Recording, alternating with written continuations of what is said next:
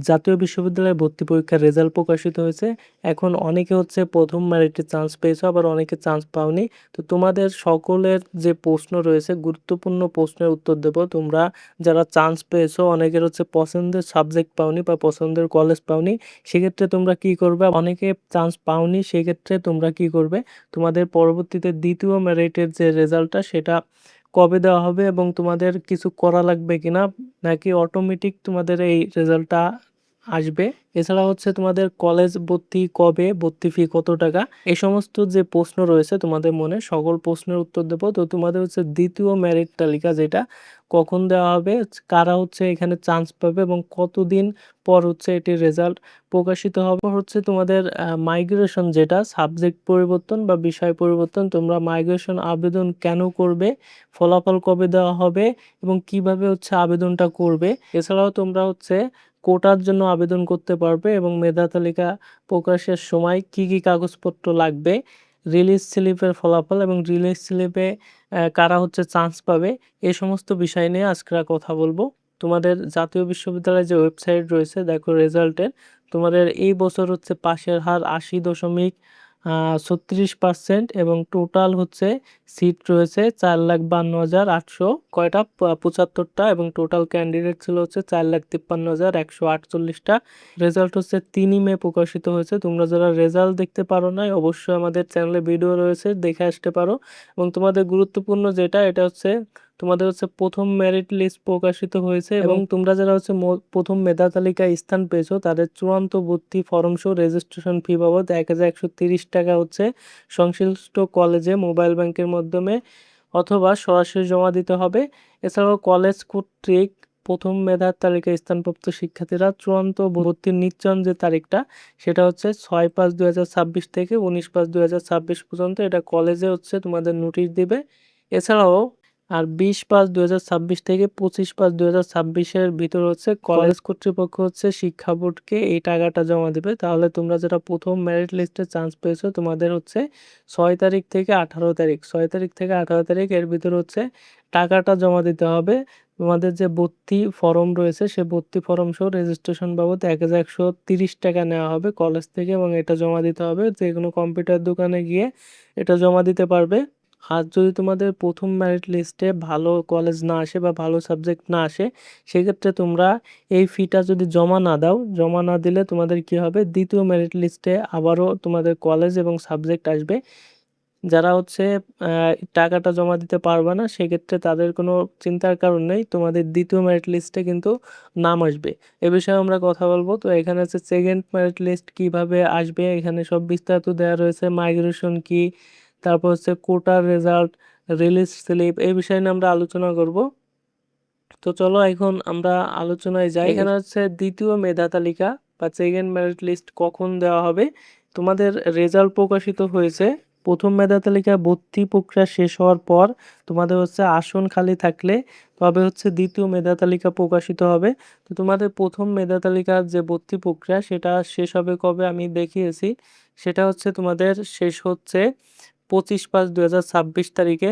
তো এখানে হচ্ছে কারা চান্স পাবে, মূলত তোমাদের ২য় মেধা তালিকায় হচ্ছে কারা স্থান পাবে বা কারা চান্স পাবে। ২য় মেধা তালিকায় তোমাদের যারা হচ্ছে প্রথম মেধা তালিকা অনুযায়ী কোনো বিষয় পায়নি বা কোনোভাবে ভর্তি হতে পারেনি কোনো কারণে, তারা হচ্ছে ২য় মেধা তালিকায় চান্স পাবে। এবং এটার সময়সীমা হচ্ছে কত, এটার সময়সীমা থাকে হচ্ছে ১০ থেকে ১৫ দিন। প্রথম মেধা তালিকার সময়সীমা শেষ হওয়ার ১০ থেকে ১৫ দিন পর হচ্ছে তোমাদের ২য় মেরিট লিস্টটা প্রকাশিত হয়।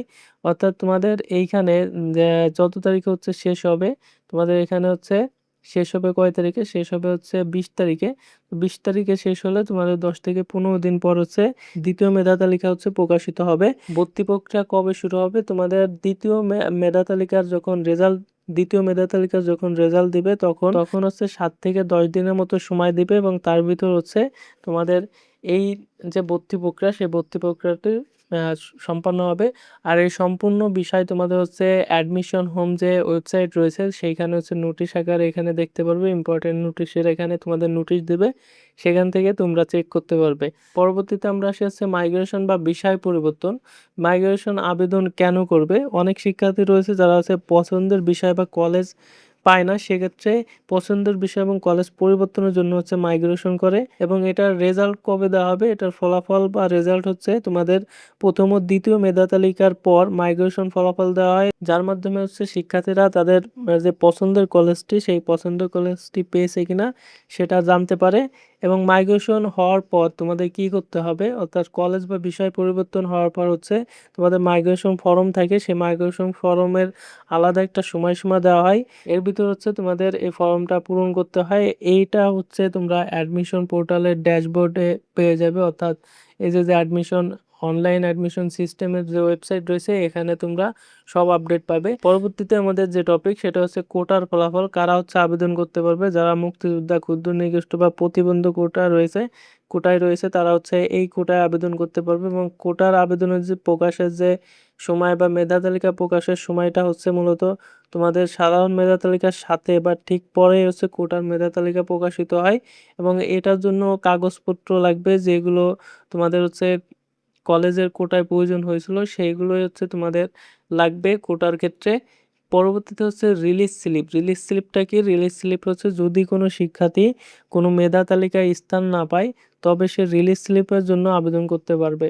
অর্থাৎ প্রথম এবং দ্বিতীয় মেরিট লিস্টে তোমরা চান্স পাওনি সেক্ষেত্রে তোমরা রিলিজ স্লিপের জন্য আবেদন করতে পারবে। রিলিজ স্লিপ ফর্ম পূরণ করে ফলাফলের জন্য অপেক্ষা করতে হবে।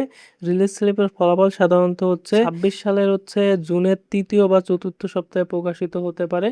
তো শিক্ষার্থীরা এই ছিল হচ্ছে মূলত তোমাদের জাতীয় বিশ্ববিদ্যালয়ে ভর্তি প্রক্রিয়ার কিছু গুরুত্বপূর্ণ বিষয় যেগুলো তোমাদের জানা অবশ্যই জরুরি। তোমাদের যে যারা হচ্ছে চান্স পাওনি তাদের জন্য দ্বিতীয় মেধা তালিকা রয়েছে, এবং যারা হচ্ছে বিষয় পরিবর্তন করতে চাও তাদের জন্য মাইগ্রেশন রয়েছে। যারা হচ্ছে প্রথম এবং দ্বিতীয় মেরিটে কোনোটাই চান্স পাবো না তাদের জন্য রিলিজ স্লিপ রয়েছে। জাতীয় বিশ্ববিদ্যালয়ে ভর্তির ক্ষেত্রে এই তিনটা প্রক্রিয়া রয়েছে। এই সবগুলো আপডেট তোমরা হচ্ছে জাতীয় বিশ্ববিদ্যালয় অ্যাডমিশন যে ওয়েবসাইট রয়েছে ওই ওয়েবসাইটে পেয়ে যাবে। নোটিশের যে অপশন রয়েছে ওখানে তোমরা প্রতিনিয়ত ওইখানে আপডেট চেক করবে, তাহলে আশা করি এই বিষয়গুলো হচ্ছে নোটিশ পেয়ে যাবে। তো আজকে ভিডিওটা এখানে শেষ করছি। ভিডিওটি যদি ভালো লেগে থাকে তাহলে অবশ্যই একটা লাইক দিবে এবং চ্যানেলটি সাবস্ক্রাইব করে রাখবে পরবর্তী ভিডিওর জন্য।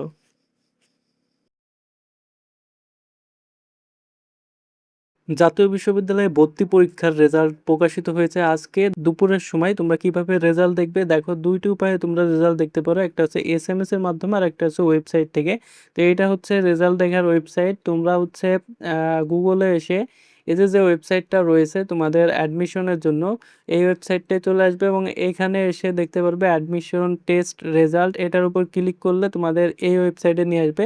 তোমাদের সুবিধার জন্য ভিডিও ডেসক্রিপশন বক্সে আমি এই পেজটার লিঙ্ক দিয়ে রাখবো, সেখান থেকে সরাসরি তোমরা এখানে আসতে পারবে। এবং এখানে আসার পর এখানে তোমাদের হচ্ছে অ্যাপ্লিকেন্ট আইডি আর একটা রয়েছে কি অ্যাডমিশন টেস্ট রোল নাম্বার, যে কোনো একটা এখানে দিতে হবে, দিয়ে সার্চ করতে হবে। তো এখানে আমি একটা অ্যাপ্লিকেন্ট আইডি, এখানে একটা রোল নাম্বার আমি দিয়ে দিচ্ছি।